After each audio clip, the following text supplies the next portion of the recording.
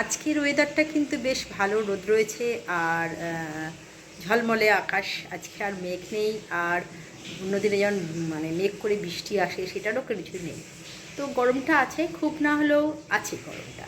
চলে এলাম শুভ দুপুরের লাঞ্চে। আর লাঞ্চে গরম গরম ভাত করেছি, এখানে মুগের ডাল করেছি, আর এখানে হচ্ছে পেঁয়াজ পোস্ত করেছি। এখানে দুটো পোস্তর বড়া, যেটা আমার ছেলের আর ওর আর বাবার। এখানে ছেলের একটা ডিম সেদ্ধ আছে, আমার একটু কালকের আমড়ার চাটনি, আর আনা হয়েছে দই, মিষ্টি দই।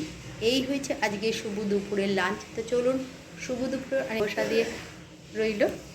আর এরপরেই ওদের ডাকবো, স্নান করতে গেছে ছেলে। স্নান করে এলেই দিয়ে দেবো গরম গরম একেবারে, সব রান্নাই আছে। আজকে দিনটা এলে বেশ ভালো লাগে, কারণ শনিবার মানে একটু ছুটি ছাটা হয়, রবিবারটা একটু ছুটি ছাটা থাকে। আবার সোমবার থেকে গতানুগতিক জীবন শুরু হয়ে যায়, তো কিছু করার নেই। এই দিনটা এলে বেশ মনটা আনন্দ লাগে, এই হচ্ছে কথা। তো চলুন পরে আবার আসবো।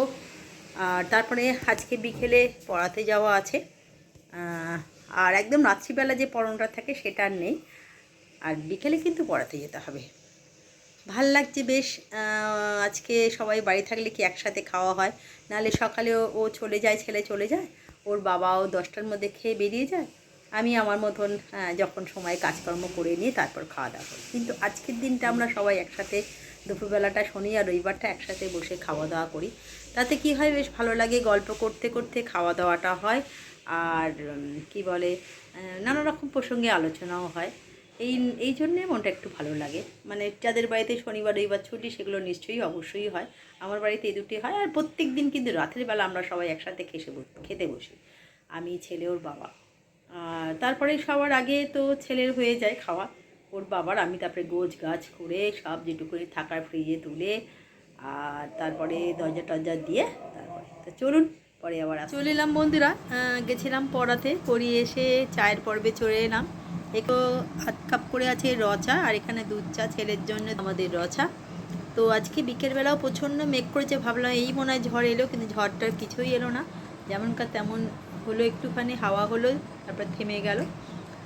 তো আজকে শনিবার মানেই বাবা ছেলে সকলেই বাড়িতে আছে, তাই একসাথে চায়ের পর্বে চলে এসেছি। আর একটা কথা না বললেই নয়, আজকে দুধ, যে দুধে আমি চা করি, লিকুইড দুধ, সেটা শেষ হয়ে গেছিলো। তা ঘরে তো গুঁড়ো দুধ থাকেই, তা গুঁড়ো দুধে চা করতে গিয়ে একটুখানি মুখে দিলাম। মুখে দিয়েই না বন্ধুরা, সেই ছোটোবেলার কথাটা মনে পড়ে গেল। মা যখন গুঁড়ো দুধে চা করতো, তখন আমাদের বাড়িতে কৌটো দুধ আসতো।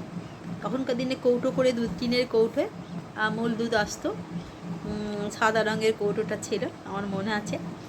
তো সেখান থেকে মা যখন চা করতো, আমি 1 চামচ চাইতাম, মা 1 চামচ মা দিত।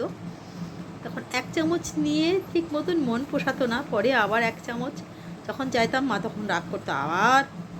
আবার কোনো সময় মাকে না বলে লুকিয়েও খেয়েছি, সেটা বললে হবে না। তা সেই কথাটা আজকে মনে পড়ে গেল, যে খুব ভালো সেই সব দিনগুলো তো আর ফিরে পাবো না। ছোটোবেলার দিন যদি ফিরে পেতাম, তার থেকে আনন্দের আর কিছু হয় না। তা চলুন চাটা খেয়ে নিই। বিকেলবেলা থেকে প্রচণ্ড মেঘ করলো, কিন্তু সেই মেঘের পর কোনো বৃষ্টি টিষ্টি তো কিছুই হলো না, কিন্তু একটা ওয়েদারটা পুরো গুমুট হয়ে রইলো।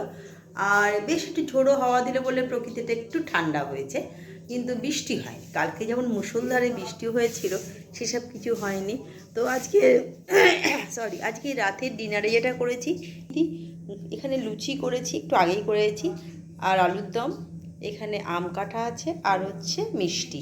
এই হয়েছে আজকে। তো চলুন, শুভরাত্রি, অনেক শুভেচ্ছার ভালোবাসা দিয়ে ব্লগটা শেষ করছি। কালকে একটা নতুন ব্লগ নিয়ে নতুনভাবে হাজির হয়ে যাব। তো যেটা একটা কথা না বললেই নয়, আপনাদের ভালোবাসা, মহিলা দ্বারা পরিচালিত যে শিব মন্দিরটা সবাই দেখেছেন, খুব ভালো লাগলো, তারাও খুব খুশি হয়েছে দেখে। তো চলুন এইভাবে পাশে থাকবেন, যদি কোনো রকম অনুষ্ঠান হয় অবশ্যই দেখা আপনাদের। শুভরাত্রি।